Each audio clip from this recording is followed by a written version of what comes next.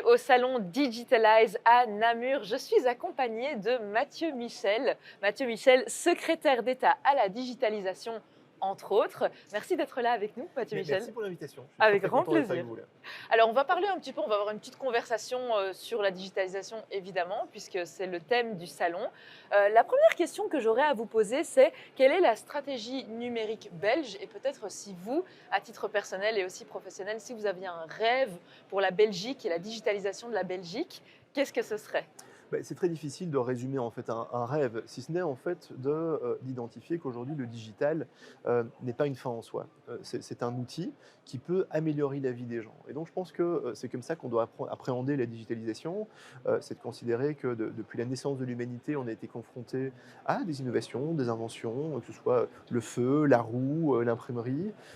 Et en fait le digital, que ce soit le web 1, le web 2, le web 3, la blockchain, la crypto, l'intelligence artificielle, ce sont des outils, mais qui doivent continuer à servir l'humanité.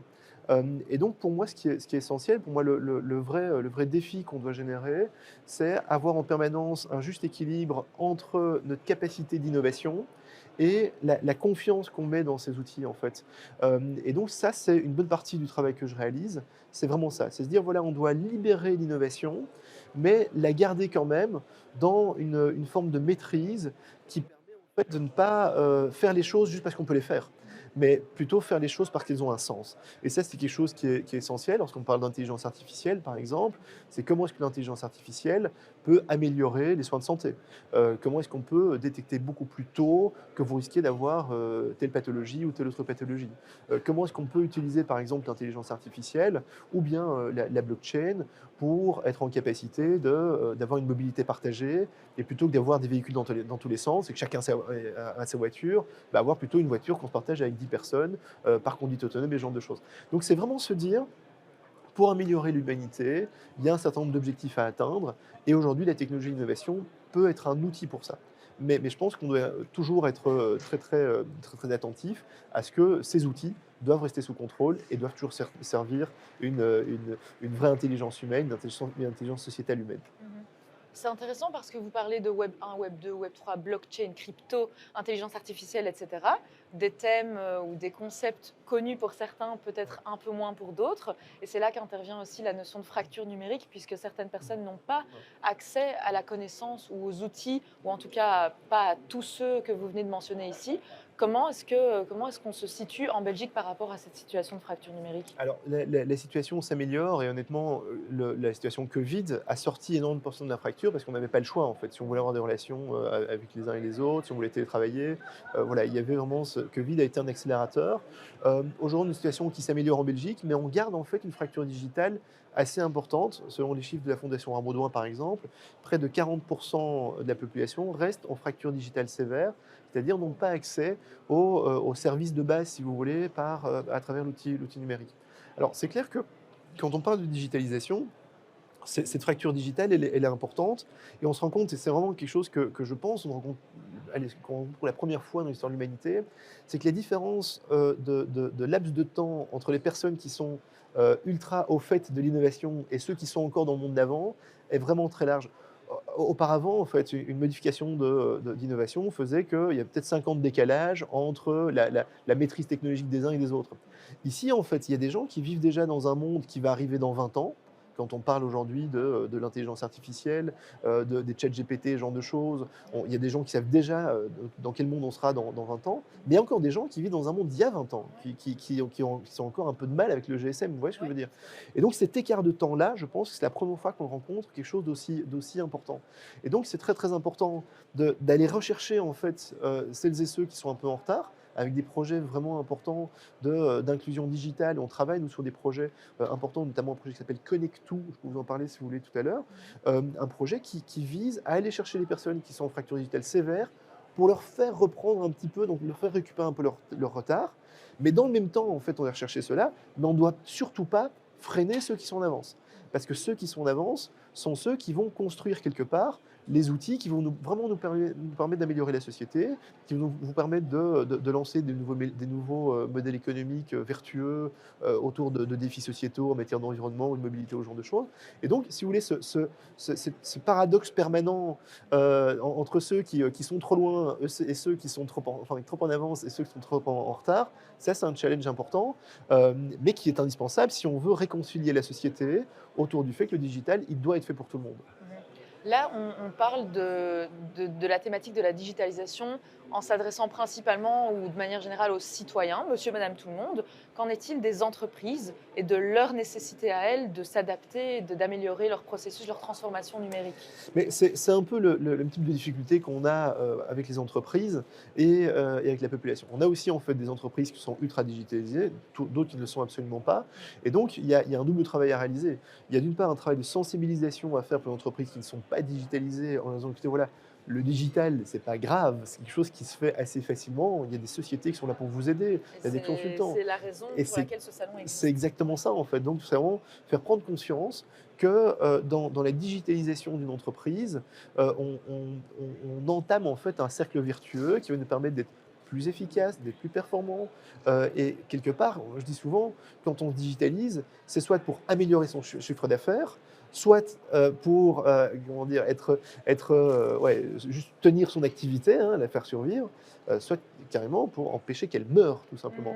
Et donc, c'est clair que tous ces processus-là sont des éléments dont les entreprises ont vraiment besoin. Quand on parle de cybersécurité, par exemple, quand on parle d'un CRM, d'un ERP, on se rend compte qu'aujourd'hui, il y a encore très très peu de PME, hein, de petites et moyennes entreprises, qui ont fait ces démarches. Alors très clairement, on se rend compte que ça progresse. Donc on progresse assez bien, mais c'est clair que le décalage qu'il y a entre des grosses entreprises qui, elles, sont bien digitalisées et des PME qui, elles, ne le sont pas encore, est vraiment important. Et donc aujourd'hui, je pense que un salon comme celui-ci, effectivement, est très intéressant parce que non seulement il sensibilise sur l'impact positif que peut avoir la digitalisation sur son propre modèle économique, mais en plus, ce qui est très intéressant, c'est que c'est un vrai cercle vertueux. Parce que non seulement vous pouvez sauver votre entreprise ou bien améliorer le rendement de votre entreprise, tout en développant un modèle économique en matière de cybersécurité. Parce qu'en fait, les entreprises qui sont ici sont aussi des entreprises qui vont alimenter un modèle économique vertueux, de l'emploi et ce genre de choses. Donc en gros, on répond à une réponse par une autre réponse. Ouais. Et donc je pense que c'est effectivement très, très, très positif. Ok. Moi, une crainte que j'ai personnellement, vraiment à titre personnel, mais peut-être que certaines personnes se retrouveront là-dedans, c'est est-ce que digitalisation, c'est pas égal à perte de connexion? Alors, je parle pas de connexion Internet pour le coup, mais perte de connexion humaine, parce que ça met une distance. Oui, non, qu'est-ce que vous en pensez? Alors, ça renvoie à ce que je disais il y a une seconde, en fait. Ça dépend le sens qu'on met dans notre action. Moi, j'aime bien évoquer la réflexion sur les réseaux sociaux, par exemple. Moi, il y a des copains que j'ai plus vus depuis super longtemps, mais je sais ce que devient leur vie, tout simplement, parce que de temps en temps, sur mon fil d'actualité, je vois qu'ils ont eu un enfant, ou bien que voilà, ils ont changé de job, ou ce genre de choses. Et donc, je pense que je pense que les machines. Alors, il y a une chanson très jolie qui dit toutes les machines ont un cœur dedans. Et je pense qu'effectivement, ça dépend ce qu'il y a au bout de ces fibres optiques, ce qu'il y a au bout de ces ondes. Et donc, ça dépend de la façon dont nous, on appréhende notre utilisation de ces espaces-là. Et donc, il n'est pas indispensable comment dire, de s'enfermer dans un univers virtuel. Mais par contre, si cet univers virtuel vous permet, et si vous décidez de l'utiliser Vous dites pour rester univers en virtuel, connexion, ça me fait penser au métavers et ah à ouais, ça, si vous voulez, Web3 et tout on ça. peut en Hein. parler sans Ouais. aucun problème. Mais donc, je pense qu'à un moment donné, alors si vous me lancez sur le sujet, je suis parti, je vous préviens. Moi, ce qui m'interpelle plutôt, c'est le fait que, comment dire, le, le- la digitalisation, elle est arrivée, c'est une innovation qui est arrivée en très très peu de temps et qui touche l'ensemble de la société. Dans l'histoire de l'humanité, chaque innovation a mis du temps avant de s'intégrer dans la sociologie collective, si vous voulez. Je parlais du feu tout à l'heure, il a fallu quand même quelques millénaires enfin quelques centaines de millénaires avant d'avoir une autre innovation à ce point disruptive. La roue, c'était une disruption complètement dingue. Mais la roue n'a pas marqué son temps et toute l'humanité en 5 ans. voyez ce que je veux dire? Ouais. Et donc ça veut dire que la roue et la façon dont la société a intégré le rapport à la mobilité, le rapport aux distances, a été totalement changé. Utiliser un cheval ou bien aller à pied quelque part, ça a changé le rapport aux distances, vous voyez? Mmh. Donc aujourd'hui, imaginez, une téléconférence, le métavers, tout ça, enfin toutes ces innovations, qui sont dans la droite ligne de l'imprimerie finalement, hein, l'explosion de l'accès aux connaissances, ce genre de choses, en quelques dizaines d'années ou centaines d'années en fonction des points de repère, disruptifs qu'on prend, mais nos sociétés n'ont pas intégré de nouveaux modes de fonctionnement, ne serait-ce que par l'éducation. Moi, mes parents m'ont pas éduqué, en me rendant attentif au métavers, par exemple, vous Mmh. voyez? Et donc ça, je pense que ça induit que nos sociétés vont encore vivre un peu de balbutiement et c'est des dangers auxquels nous sommes très attentifs, notamment en matière de rapport à la démocratie, rapport aux fake news, rapport, au harcèlement. Pourquoi est-ce qu'il y a autant de violence, par exemple, sur les réseaux sociaux?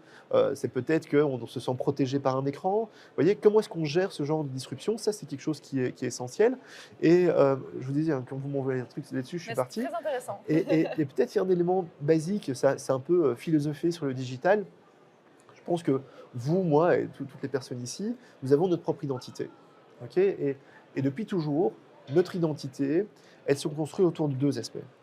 Votre liberté d'être vous-même et la responsabilité de l'interaction que vous avez avec autrui. Si je vous touche, c'est ma liberté de vous toucher, mais c'est ma responsabilité. Votre réaction, c'est ma responsabilité d'assumer ça derrière. Ok Dans le monde digital, en fait, la liberté que vous avez, elle est totale, c'est vous qui fixez ses limites, mais la responsabilité n'a jamais vraiment été connectée. Pourquoi? Parce que le digital, il a été construit de façon anonyme. Mmh. Voyez? Et probablement que quand on dit quelque chose dans le monde digital, on en assume beaucoup moins les conséquences que quand on est dans la vraie vie. Ouais. Voyez? Et donc cette déconnexion, effectivement, elle amène inévitablement à se réinterroger sur les identités, sur les philosophies du digital et ce genre de choses. Voilà, mais c'est un sujet passionnant, mais notre responsabilité à nous, que ce soit au niveau européen, que ce soit au niveau belge, c'est de construire les outils qui permettent de s'assurer que ces outils soient utilisés avec bienveillance. Alors concrètement maintenant, au niveau des projets qui sont mis en place, j'ai vu le concept de portefeuille digital passer ou qui est ou va être implémenté en 2023. Vous pouvez nous en dire un petit peu plus? Alors, portefeuille digital, c'est vraiment un couteau suisse qu'on va mettre dans la poche de chaque citoyen, dans son smartphone pour être plus précis. C'est un couteau suisse en fait des outils qu'on peut vous donner pour vivre votre citoyenneté de façon confortable et heureuse. On le sait aujourd'hui en Belgique, on vit quand même dans un modèle institutionnel qui est excessivement compliqué.